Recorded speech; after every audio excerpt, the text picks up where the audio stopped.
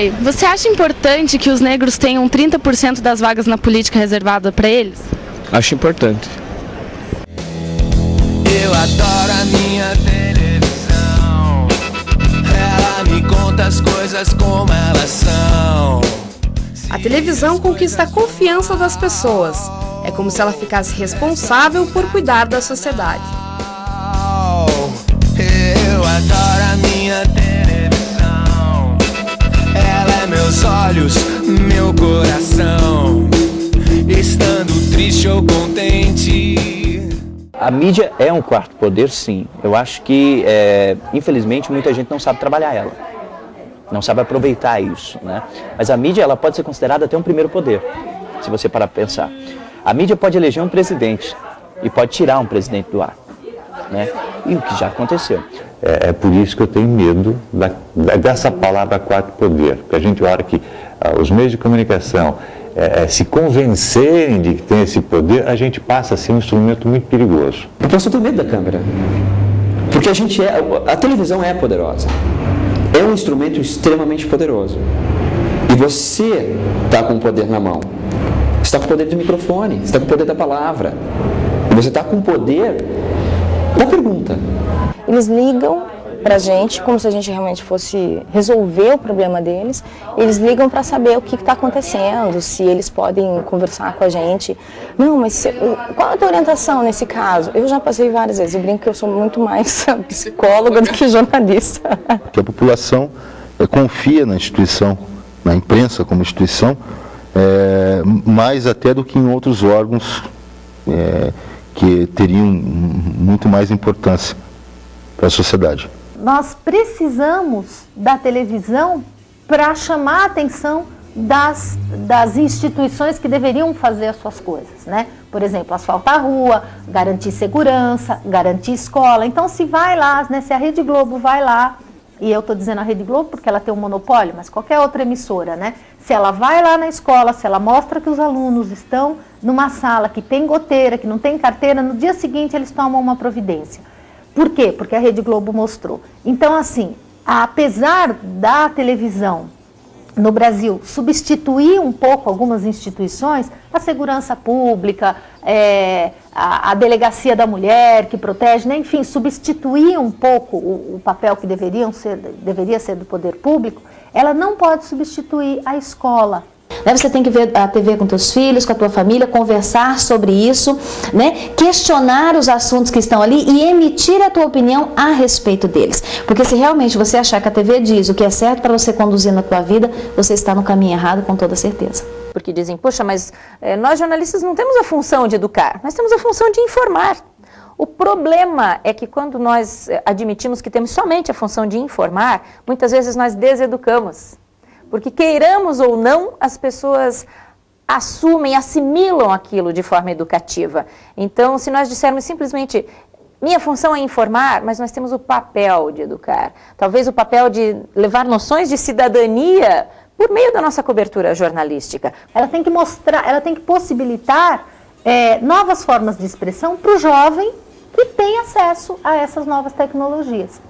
Então, eu acho que essa relação é cada vez mais imprescindível. A escola tem que preparar o indivíduo para compreender esse mundo das novas tecnologias, para ver que um programa ele tem que sair da escola sabendo que não é porque a televisão mostrou que aquilo é verdade, que aquilo é uma construção da verdade. A ideia tem como base as cotas que são aplicadas nas universidades brasileiras. Pronto? Acabou? Posso sair? Desligar tudo aqui? A gente vai contra a corrente até não poder resistir. Na volta do barco é que sente o quanto deixou de cumprir. Faz tempo que a gente... Longe de ser um espelho da realidade, o telejornalismo reflete o que o telespectador quer assistir. Roda mundo, roda gigante, roda moinho, roda peão. O tempo rodou num instante nas voltas do meu coração.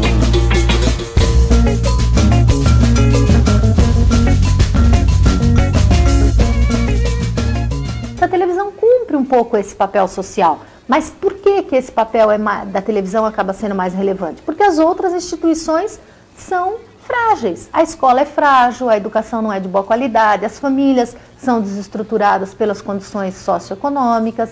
Então você tem uma série de fatores que acabam favorecendo com que a televisão tenha um papel, né, se sobreponha, se popularize, né, e em detrimento das outras coisas.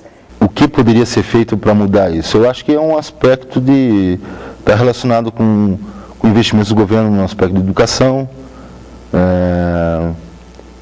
mais escolas, enfim. Eu acho que tudo isso mudaria um pouquinho essa característica. Informação é educação. Não tem como se separar as duas coisas. Você não consegue ter uma pessoa educada na questão, na formação, se as pessoas não tiverem informação. Então o problema não é só da televisão. É da televisão, mas são das outras instituições também. Do governo, que nunca se preocupou em fazer uma política séria de cultura e comunicação, da sociedade, que não exige. A imprensa ganhou esse peso não porque ela tenha algo em especial e de diferente de qualquer outra classe trabalhadora no país, mas muito em função do que as próprias instituições deixaram de fazer durante todos esses anos. Até eu comento com as pessoas que eu trabalhei 16 anos em televisão e não percebia o quanto a gente estava repetindo fórmulas prontas. Lê um jornal, gente, lê uma revista, né? Procure se informar cada vez mais. A TV, nós falamos a verdade sim, tentamos trazer o assunto do jeito que foi, mas é muito curto, muito resumido. A gente não conta o porquê. E esse é um grande problema da nossa sociedade hoje, né? A sociedade da aparência, a sociedade do que você vê, então a sociedade da superficialidade. Você tem que tomar um pouco cuidado com isso, né? Porque a vida é bem mais ampla do que aquele recorte, né? Então, hoje a televisão, ela, como sempre foi, um meio importante, um meio de informação importante e que pode ser um perigo para a sociedade. Mas aí cabe o jornalista traduzir todas essas informações. Você vê que muda, sabe? É uma coisa que você acaba mudando, que quando você mostra alguma coisa, a pessoa reflete e aí sim você consegue mudar uma realidade. Você não pode ter a TV como seu único veículo de informação, porque senão você não tem comparação. Né? Você tem que ter a leitura, você tem que ter a conversa, você tem que ter o estudo. Isso é importantíssimo, inclusive na educação das crianças, né? É sim assumir um papel educativo, talvez não com o objetivo de formar, né? De formatar pessoas, de fazer pregações políticas, claro que não. Levar informação mesmo, mas assumindo que nós também temos o papel de educar, né? Muito embora a nossa função primordial seja informar. Ela acaba refletindo, ela é o fruto daquilo que nós produzimos. E ela se popularizou numa sociedade que nunca teve escolarização decente. Eu não acredito que a TV deva dizer o horário que você tem que sentar na frente dela. Eu acredito que você tem que escolher o horário que você senta na frente dela para você poder curtir aquele momento, estar com a tua família, aproveitar o que está sendo dito e se desenvolver na vida. Não é porque você tem uma escola boa e outras ruins que você vai pegar e detonar essas boas para tornar tudo igual. Né? Você não é fazer do quanto pior, melhor, é pegar as coisas piores e tentarem puxar para as melhores.